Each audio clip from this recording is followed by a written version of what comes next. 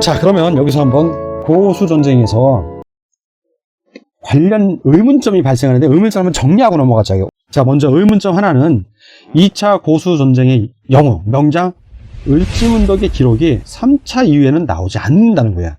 의문이잖아요. 그렇게 전쟁을 잘하는 분이 왜 안 나와? 두 번째 의문, 이게 더 중요해 사실은. 영양탕에 대한 기록이 너무 빈약해.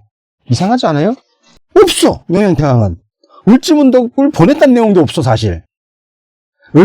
고구려의 대신이라는 내용만 나와. 을지문덕이. 영양탕에 을지문덕이 어떤 명령을 내릴 거 아니에요. 무슨 사령관으로 가서 전쟁을 마무리하시오. 그런 내용이 없어. 3차 전쟁, 4차 전쟁에서도 영양태양 얘기는 안 나와. 화친을 정했다 딱 하나 나와. 너무 이상해. 고수전쟁을 다 막아낸 분은 영양태양이야. 이겨냈죠. 그렇게 위대한 왕인데 고수전쟁에서 활약한 영양태양의 기록이 없어 지금. 여러분들 보다시피. 나도 너무 이게 이상한 거예요. 보면서 오? 진짜 그러네? 자, 영양태양과 을지문덕의 관계에 대한 기록이 또 없어. 영양태양이 분명히 어떤 밀명을 내렸을 텐데 그런 내용이 전혀 없어. 또 하나, 세 번째. 영양탕의 왕자들도 싸웠을 텐데 고구려 임금님은 황후가 3분이라고 그랬잖아. 그리고 그 황후 말고도 비들이 많아. 그러면 자식이 뭐 100명, 200명이 될 수도 있다고요. 왕자들에 대한 기록이 전혀 없어. 태자에 대한 내용도 없고. 오, 이것도 무지하게 이상하네. 마지막으로 네 번째. 영양탕이 붕어하십니다. 근데 왕자들 중에 하나 태자가 왕위를 물려받는 게 아니라 배다른 도생 고원무가 태왕이 돼요. 이거 정말 이상하잖아요. 이게 왜 이렇게 되지? 왕자들 얘기 한 번도 없어. 분명히 1차, 2차, 3차, 4차 전쟁에 걸쳐서 왕자들이 나가서 싸운다고요. 고구려는 귀족들의 나라라 기마민족이잖아요. 왕자들이 나가서 싸워. 그거는 징기스칸도 자기 왕자들, 아들들이 다 나가서 싸워요. 자, 의문점 3. 1차에서 4차 고수전쟁을 1차에서도 이놈들이 요소지역을 뺏어서 바로 요소지역 되찾아오는 임금에 공격해서 그런 분이 무슨 항복을 해? 화친을 청하고 아니죠. 끝까지 전쟁을 했을 텐데 왜 갑자기 화친을 하지? 이상해야죠. 자, 그러면 보겠습니다. 그러면 이제 찐상국사 이용원 박사가 보는 고수전쟁의 의문점 1, 2, 3에 대한 분석과 결론이. 이건 내 나름대로 내린 제가 보는 거예요. 첫 번째 분석하는 거예요. 고구리 조정이 주전파, 싸우자는 파하고 주화파, 이제 그만 화해하자. 화평하게.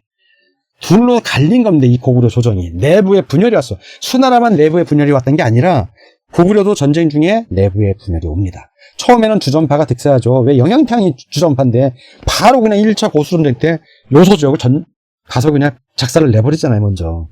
자, 주전파, 싸우자는 파예요. 그게 우리가 막강하게 싸워서 이겨갖고 적들을 압살해야 하는 게 평화를 가는 거다. 이겁니다. 누가? 주전파 대표주자 영양태양이죠. 을지문덕 장군이 있겠죠. 다음에 연태조. 연태조가 누구냐? 동부대인 막리지죠. 연계의 소문의 아버지입니다. 이 사람이. 이 전쟁을 지휘한. 근데 기록은 안 나와요. 연태조가. 다른 기록에 나옵니다. 자, 일단 이렇게만 보고요. 자, 연태조 동부대인. 동부대인 하니까 여러분들 눈에 좀 띌 수 있을 거예요. 동부? 그렇죠. 이 동부대인이 누구냐면 동부 사람들이 동천태양 시절에 위나라하고 전쟁할 때 관구검이 왔잖아요. 1차, 2차에서 그 동천태양이 이깁니다. 관구검 10,000명이 왔고 동천태양이 2만 진사를 해서 1차 전투에서 3,000명을 죽여요. 2차에서 3,000명을 죽여. 이제 관구검은 한 1,000명 정도 부상당해서 3,000명만 남았어. 2만 병력이 3,000하고 붙었는데 2만이 져. 18,000명이 사상을 당해. 2,000명 데리고 후퇴합니다. 겨우. 이상하지 않아요? 누군가 도와줬다. 바로 백제의 고유양이 이익을 봤다. 이건 동천태양 편에 나왔기 때문에 길게 설명 안 하겠습니다. 자, 동천태양이 고유의 점쟁이는 이제 후퇴를 합니다. 저 갖고 어디로 도망가냐 하면 등령, 대나무 고개로 도망가요. 그걸 어디로 봤냐면 제가 고려의 오련산, 강화 오련산, 산동반도에 있습니다. 그쯤으로 본다고 제가 말씀드렸죠. 거기까지 도망갔다가 그때 도망갈 때 동천태양을 끝까지 호위하고 목숨 바쳐서 역전의 발편을 마련한 군인들이 다 동부 사람들이에요. 아, 동부는 절대 물러서지 않는구나. 고구려 무관들의 핵심 주류 세력이구나, 이분들이. 동부. 자, 그 동부 소위 미루하고 우유는 목숨까지 바쳐서 위나라군을 격퇴합니다. 네. 동부. 아, 동부. 연태조. 연계서군이 동부 사람이네. 느낌이 와야죠. 자, 주화파는 그럼 반대쪽이겠죠. 고건무, 훗날의 영유태양, 영양태양 돌아가신 다음에 왕이 됐어. 아들도 아니고 동생이, 그것도 배다른 동생이 왕이 돼. 되게 이상한 거예요, 이거. 그리고 다수 귀족들, 즉 동부가 아닌 북부, 서부, 남부의 귀족들이죠. 자, 그러면 이후에 역사 흐름을 보자고요. 이 역사 흐름을 보면 대략 우리가 왜 이렇게 된지 알아요. 영양태양 주전파예요. 그래서 1차에서 4차 고수 전쟁을 했는데 중간에 제가 볼 땐 3차나 4차쯤에 주화파가 군사 쿠데타를 한 겁니다. 영양태양이 권력을 잃은 거예요. 살아는 계셔 아직. 기록은 없어, 이거에 대한 기록. 왜? 군사 쿠데타 한 놈들이 기록을 안 한 거야. 그리고 돌아가신 다음에 이제 한 25년인가 한 4년쯤 있다 돌아가십니다. 쉴 건 없이 4년 계시다가 영유태양으로 바뀌어요. 이제 돌아가신 다음에 영유태양. 이제 주화파잖아, 얘는. 얘는 이제 계속 이제 당나라하고 아주 외교를 친하게 지냅니다. 쓸게 다 빼죠. 그러다가 이제 연개소문을 외곽으로 보내요. 천리장성 쌓는 곳으로 보내는데 외곽으로 갔던 연개소문이 돌아와서, 연개소문은 주전파잖아요. 전형적인 동부 사람이야. 자기 아버지의 대를 이었다고. 근데 연개소문이 막리 동부 대인 될 때도 되게 어렵게 됩니다. 나머지 귀족들이 하도 반대해갖고 나라에서 하라는 거 다 할 테니 나 아버지 걸 물려받게 해주십시오 해서 겨우겨우 돼, 연개소문이. 그리고 연개소문이 군사 쿠데타 바로 일으킵니다. 그런데 군사 쿠데타가 성공을 해. 누설이 안 됐다는 얘기야, 작전이. 그 얘기는 뭐냐면 동부 사람들이 무지하게 핍박을 받았던 거예요. 주화파 군사 쿠데타 이후로 동부 사람이 무지하게 핍박받다가 똘똘 뭉쳐서 마지막에 이거 우리 다 죽는다, 쿠데타 안 하면. 리더인 연개소문이 돌아왔을 때 번개처럼 정광석처럼 밀어붙여서 된 거예요. 그 위에 이제 보정왕이 임금이 되시고 다시 고구려는 주전파의 나라가 된 겁니다. 마저 이제 볼게요. 자, 그러면 고구려 조정의 분열 원인, 왜 분열이 됐을까? 자, 내부 요인, 외부 요인 나눌 수 있겠죠. 더 많을 수도 있는데 지금 급하게 제가 이제 파악한 거는 보수 전쟁이 장기화됐네. 경제적 피해가 너무 커, 고구려가 지금. 두 번째, 전쟁에 참여한 귀족이 엄청 감소한 거예요. 자, 장군들, 대신들, 고구려의 대신들은 다 장군입니다. 문무를 겸비하니까.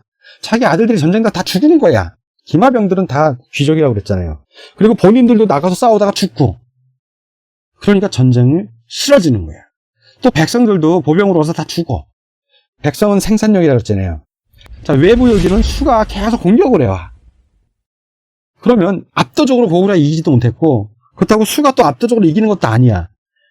그러면 화평을 청하는 애들이 슬슬 나오기 시작합니다. 이게 고구려 조정 분열의 원인, 즉 주화파가 나오게 된 배경이에요. 자, 그러면 전쟁에 대한 대체. 주전파는 간단해요. 수나라죠. 공격을 막아내는 수동적 방어를 넘어서서, 그건 당연히 하고 넘어서서 적의 본토를 공격해서 점령해갖고 능동적 공격을 하는 거예요. 그래서 전쟁의 근본 원인을 없애는 거예요. 그러면 주전차의 의도대로 했으면 수나라까지 다 갔으면 되는데 주화파가 나타나서 2차 전쟁 끝나고 그 할 기회가 있었어. 수나라가 작살이 났잖아요. 점령하러 가야 되는데 이 주화파는 적의 공격을 막아내는 수동적 방어하고 적과의 외교 고섭을 그냥 평화, 현상 유지를 하려고 그래. 더 이상 죽지 말자. 자, 영유태양은 화친정전은 주화파란 얘기죠. 그러면 3차, 4차 때 항복을 하잖아요. 영양태양이 기록상 화친을 청한 건데, 이 얘기는 3차 또는 4차 그 사이에 군사 쿠데타가 났다는 얘기죠. 주전파가 제거됐다는 얘기예요. 자, 그러면 보자고요. 4차 고수전쟁부터 급격히 변한 고구려 정권의 태도와 성격. 사실은 3차 때도 보이는데 3차 때는 노골적이진 않아. 애매해.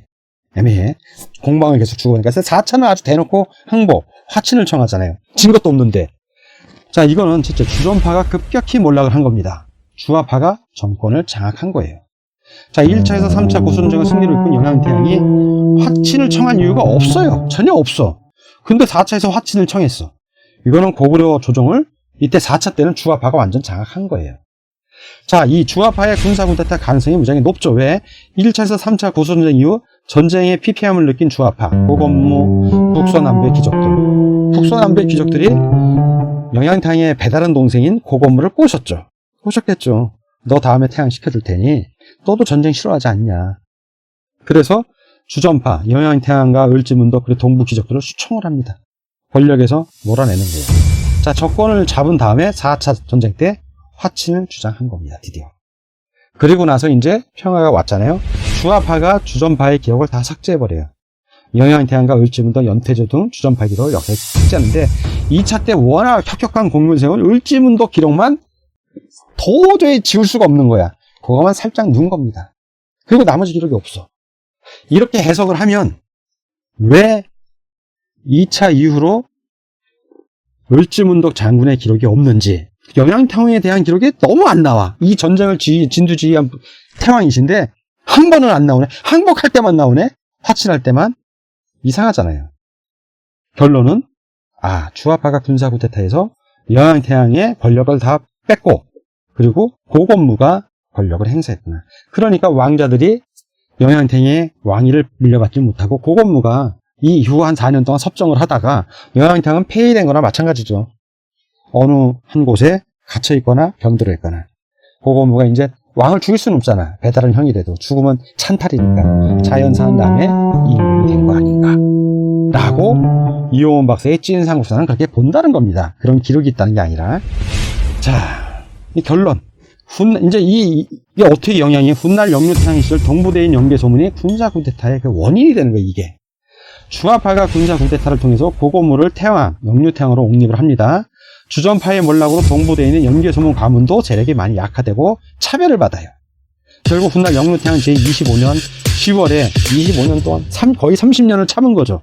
연개소문이 군사 쿠데타를 해서 영유태왕을 죽입니다. 생각을 해보세요. 쿠데타를 했다고 해서 왕을 죽이진 않아. 자, 영유태왕도 고건무 시절에, 태왕의 동생 시절에 쿠데타를 해서 권력을 잡았지만 영양태왕을 죽이진 않아서 5년도 4년도 살아계시다고.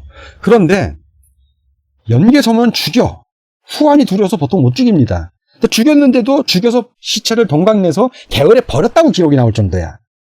얼마나 원한이 쌓였으면 그렇겠어요. 그리고 연개소문 휘하에 있는 동부의 무장들이 얼마나 차별받고 서러움을 받았으면 정광석과 같이 번개처럼 다 죽여버렸겠어요. 그 얘기는 먼저 당했다는 얘기죠, 이쪽이. 그러니까 우리는 역사에서 그 원인이 안 나와. 그냥 연개소문이 아주 잔혹할 정도 왕을 죽여가면서 쿠데타 했다는 내용만 알아. 왕을 도륙내서 죽였대. 왜 그 사람이 그랬을까? 이유를 알면 원인을 연구하고 역사의 선과 후가 어떤지 공부를 해서 연구해서 밝히는 게 역사학자예요. 자, 이렇게 연개소문 군사 쿠데타의 원인이 됐다는 거, 이 고수 전쟁이, 그거를 결론으로 말씀드리면서 왜 연개소문이 쿠데타를 했는지 그 궁금증이 여러분들이 오늘 해소됐으면 좋겠습니다. 진짜 우리 역사가 널리 알려지길 원하신다면 구독, 좋아요 눌러주세요.